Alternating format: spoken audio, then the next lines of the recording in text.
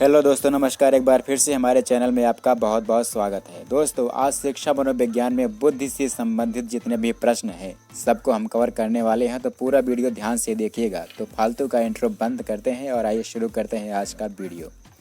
हमारा पहला प्रश्न है, बुद्धि परीक्षण का जनक किसे कहा जाता है? बुद्धि परीक्षण का जनक किसे कहा जाता है? ऑप्शन है थॉर्नडाइक, बिने, साइमन या फिर स्पीयरमैन। तो इसका जो सही उत्तर हो जाएगा ऑप्शन नंबर बी, बिने।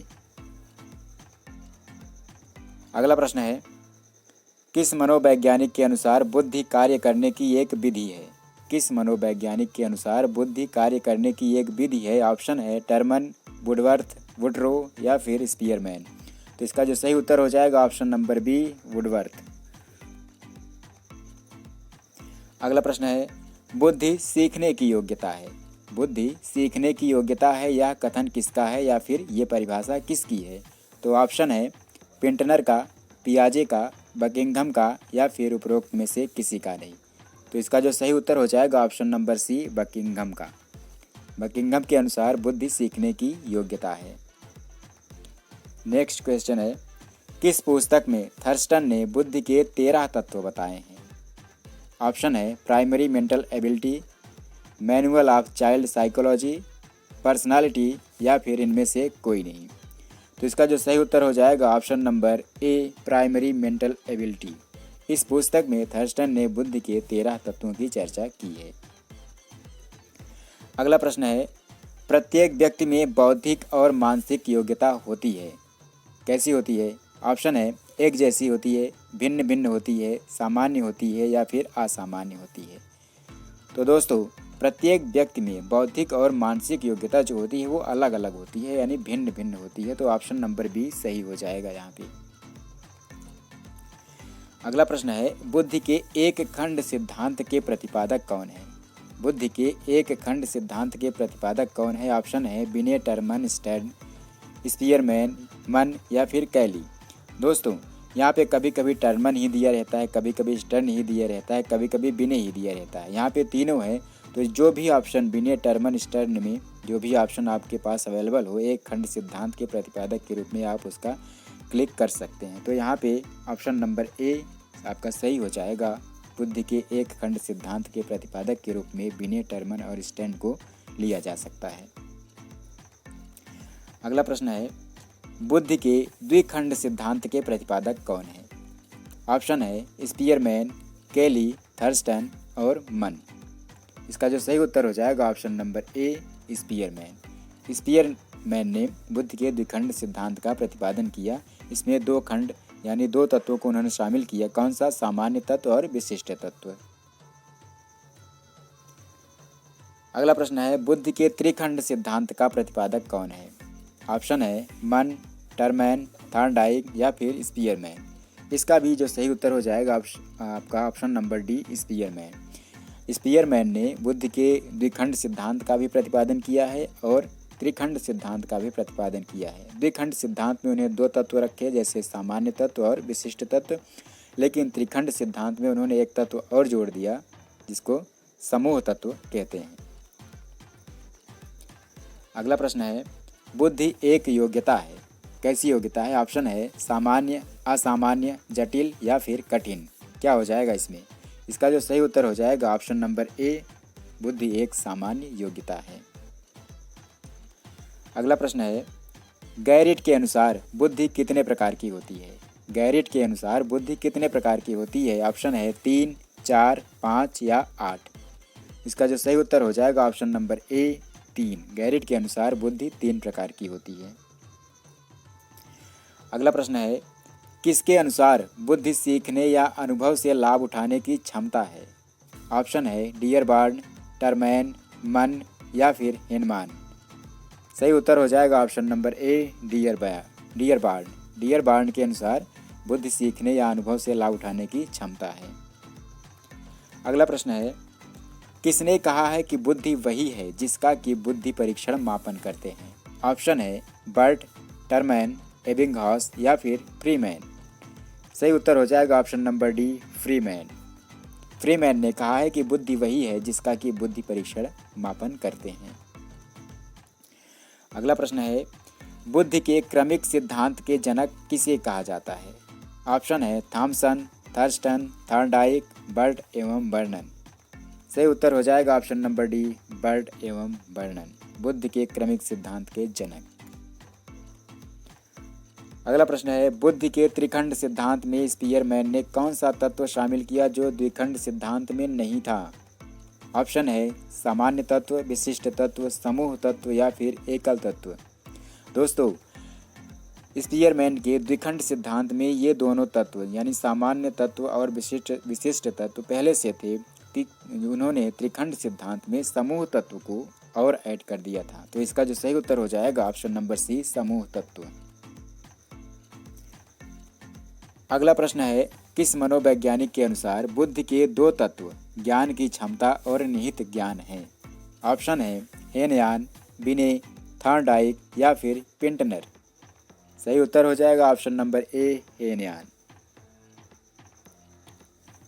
अगला प्रश्न है, बुद्धि को स्थूल, अमूर्त और सामाजिक तीनों प्रकारों में किसने विभाजित किया है? ऑप्शन है थॉर्नडाइक, बिने, स्टर्न या फिर स्पीयरमैन। किसने किया है? सही उत्तर हो जाएगा आपका थॉर्नडाइक। थॉर्नडाइक ने बुद्धि को 3 भागों में बांटा है, स्थूल, अमूर्त और सामाजिक। अगला प्रश्न है, मानसिक आयु का विचार आरंभ करने का श्रेय किससे प्राप्त है? बिने को, टर्मन को, स्पीयरमैन को या फिर क्रो एंड क्रो को? सबको पता है, ये बहुत ही आसान है। ऑप्शन नंबर ए सही हो जाएगा, बिने को। अगला प्रश्न है, पियाजे ने बुद्धि को किसके प्रति समायोजन योग्यता के रूप में परिभाषित किया है? ऑप्शन है भौतिक और सामाजिक पर्यावरण, जन्मजात बुद्धि, परिवार की मांग या कार्य जीवन की मांग। सही उत्तर हो जाएगा ऑप्शन नंबर ए, भौतिक एवं सामाजिक पर्यावरण। अगला प्रश्न है, टर्मैन ने बुद्धि को क्या माना है? टर्मैन ने बुद्धि को क्या माना है? ऑप्शन है समायोजन की योग्यता, अमूर्त चिंतन की योग्यता, सीखने की योग्यता या फिर इनमें से कोई नहीं। तो सही उत्तर हो जाएगा ऑप्शन नंबर बी, अमूर्त चिंतन की योग्यता। टर्मैन ने बुद्धि को अमूर्त चिंतन की योग्यता माना है। अगला प्रश्न है, बुद्धि का मानसिक वृद्धि सिद्धांत किससे संबंधित है? ऑप्शन है पियाजे, थर्स्टन, स्पीयरमैन या फिर थॉर्नडाइक। सही उत्तर हो जाएगा पियाजे। यहाँ पे नाम बदल दिया गया है। बुद्धि का मानसिक संज्ञानात्मक सिद्धांत अगर कहा जाएगा तो आप तुरंत पकड़ लेंगे। यहाँ पे नाम बदल के बुद्धि का मानसिक वृद्धि सिद्धांत दिया है। तो सही उत्तर हो जाएगा ऑप्शन नंबर ए, पियाजे।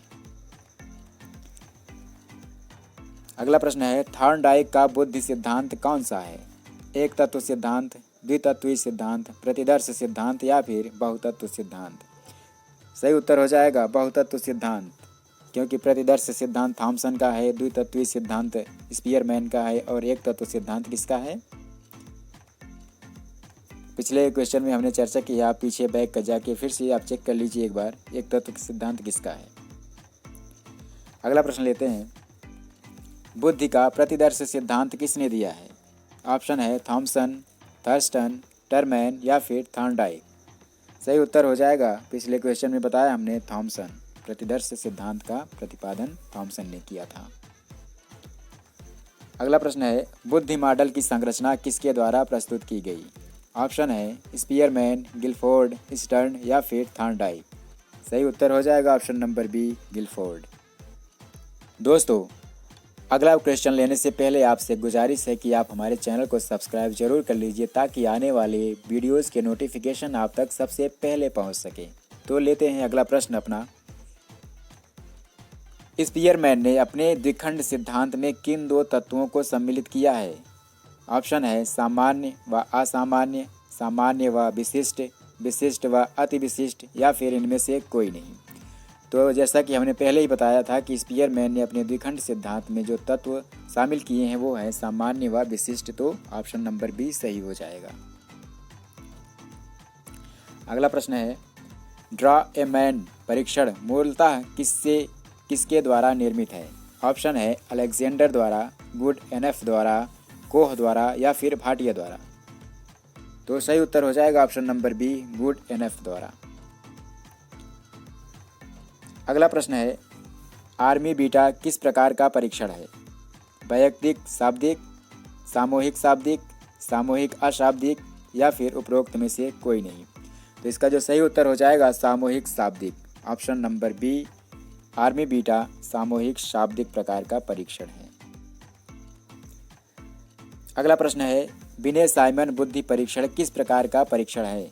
ऑप्शन है वैयक्तिक शाब्दिक, वैयक्तिक अशाब्दिक, सामूहिक शाब्दिक या फिर उपरोक्त में से कोई नहीं। तो सही उत्तर हो जाएगा इसका ऑप्शन नंबर ए वैयक्तिक शाब्दिक। अगला प्रश्न है, सन 1937 में संशोधित स्टैनफोर्ड विनय परीक्षण अन्य किस नाम से जाना जाता है? ऑप्शन है टर्मन विनय परीक्षण, टर्मन मेरिल परीक्षण, साइमन विनय परीक्षण, उपरोक्त में से कोई नहीं। तो इसका जो सही उत्तर हो जाएगा option number B Terman Merrill परीक्षण, क्योंकि मेरिल की सहायता से टर्मन ने इसमें संशोधित किया था। ठीक है, अगला क्वेश्चन लेते हैं, सर्वप्रथम बुद्धि परीक्षण का निर्माण कब हुआ? ऑप्शन है 1905, 1908, 1910 या फिर 1901। सही उत्तर हो जाएगा ऑप्शन नंबर ए 1905। 1905 में सर्वप्रथम बुद्धि परीक्षण का निर्माण हुआ था। अगर पूछा जाए कि सर्वप्रथम मानसिक आयु का जो अवधारणा थी कब हुई थी, तो उसका जो सही उत्तर हो जाएगा 1908 हो जाएगा। मानसिक आयु 1908 और बुद्धि परीक्षण 1905, याद रखिएगा। हमारा अगला प्रश्न है, साधारण मानसिक योग्यता परीक्षण किसके द्वारा निर्मित किया गया? ऑप्शन है स्पीयरमैन, जलोटा, भाटिया या फिर थॉमसन। इसका जो सही उत्तर हो जाएगा ऑप्शन नंबर बी जलोटा एक भारतीय मनोवैज्ञानिक थे। इन्होंने साधारण मानसिक योग्यता परीक्षण का निर्माण किया था। भाटिया बैटरी के बारे में आप जानते हैं, भाटिया ने किया था। थॉमसन प्रतिदर्श जो सिद्धांत था उसको प्रतिपादित किया था। ठीक है दोस्तों, फिलहाल इस वीडियो में इतना ही। बुद्धि का टॉपिक जो है इतना बड़ा है कि 10-15 मिनट के वीडियो में इसको समाहित नहीं किया जा सकता है। तो अगले वीडियो में हम जो बुद्धि के बचे हुए क्वेश्चन हैं उनको लाने का प्रयास करेंगे।